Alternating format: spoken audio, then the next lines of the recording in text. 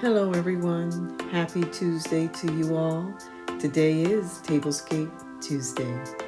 The fall has finally come and autumn is officially here, and we are sharing with you on today my Fall Tablescape Ideas series, and this is part 1. Today I'm sharing with you my blue and cream tablescape and also a DIY centerpiece.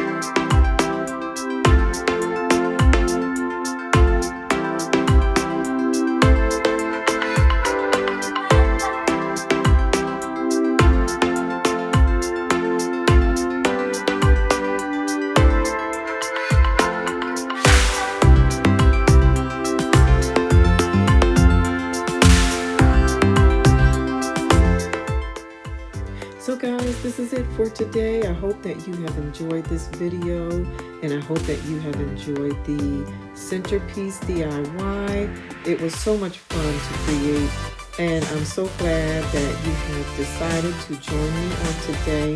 Thank you so much for visiting my channel. And if you happen to be new here, thank you so much for stopping by. I'm so glad that you have come to see this video. I hope that you have enjoyed it.